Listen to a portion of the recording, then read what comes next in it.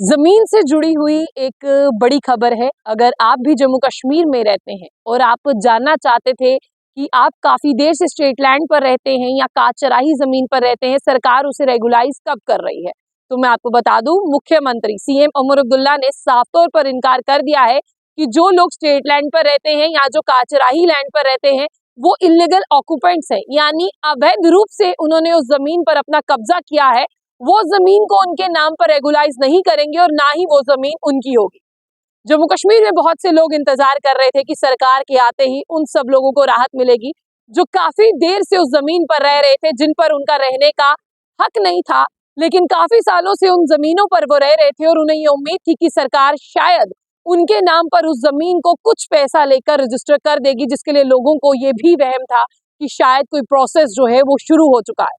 फिलहाल मैं आपको बता दूं कि वहीदुर रहमान परा जो पीडीपी के एमएलए हैं, उन्होंने एक बिल जो है वो पेश किया, जिसमें उन्होंने साफ तौर पर उमर अब्दुल्ला सरकार को ये याद दिलाया कि आपको उन लोगों को रेगुलाइज करना होगा, उन जमीनों को रेगुलाइज करना होगा जिन जमीनों पर रहने का मालिकाना हक उन लोगों के पास नहीं है, लेकिन वो जम्मू कश्मीर में 30-40 सालों से क्या उनके फोर फादर्स वहां पर रहते थे और आज वो जमीन पर हैं, क्योंकि कभी भी पीला पंजा जाकर, कभी भी कोई ऑफिसर जाकर उन लोगों को उठा देता है, कभी वो बारिश में रहते हैं और कभी उन्हें बेहाल होना पड़ता है, दरबदरी पर उन्हें ठोकरें खाने पर मजबूर होना पड़ता है। फिलहाल मैं आपको बता दूं कि सीएम उमर अब्दुल्ला ने साफ तौर पर वहीदुर रहमान परा को ये कह दिया कि आपको अपना बिल वापस लेना होगा। इस पर वहीदुर रहमान परा ने भी ये कह दिया कि देखिए, भारतीय जनता पार्टी जो है वो इसे जमीन जिहाद कहती है और मुझे नहीं पता कि आपको कौन सी ताकतें ऐसा रोक रही हैं, क्योंकि आपने कहा कुछ और था, अब आप कर कुछ और नहीं रहे हैं, इसीलिए आपको ये काम करना होगा।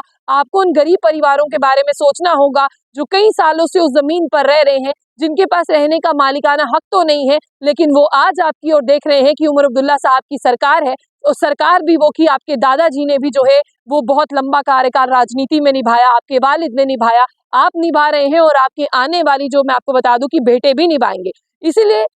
ये बिल जो है वो आपको समझना होगा। लेकिन उमर अब्दुल्ला साहब ने साफ तौर पर कह दिया कि नहीं कर सकते हम उन्हें लीगलाइज, ना तो स्टेट लैंड पर और ना ही काचराही लैंड पर। और साथ ही साथ मैं आपको ये भी बता दूं कि वहीदुर रहमान परा को ये कह दिया कि जमीन का जो बिल आप लेकर आए हैं, आपको इस बिल को वापस लेना होगा। वहीदुर रहमान परा जो है इस बिल की बात करते हैं, पहले भी जब लेजिस्लेटिव असेंबली जम्मू में थी तब भी इस पर बात हुई थी, लेकिन हो नहीं पाई। अब कश्मीर में है, अब इस पर बात जो है वो यहाँ पर जारी है। लेकिन फिलहाल आप लोगों को ये समझना होगा कि उन्होंने साफ तौर पर ही कह दिया है कि ये नहीं होगा, आप अपना बिल जो है वो वापस लेंगे। जिस पर पीडीपी के जो विधायक थे वहीदुर रहमान परा, उन्होंने साफ तौर पर ये कहा है कि विधेयक वापस तो मैं नहीं लूंगा और आपको इस पर सोचना होगा और आपको इस पर सहमति जो है वो जतानी होगी। लेकिन फिलहाल उमर अब्दुल्ला साहब, अगर बहुत सालों से जो लोग रह रहे हैं, आप ये सोचिए कि उनके फोर फादर्स वहां पर थे, अब उन्होंने एक आशियाना तैयार किया है, उस आशियाने को उजाड़ेगी सरकार, या उस आशियाने को जाकर जब उजाड़ते हैं ऑफिसर, वो जमीन में जो है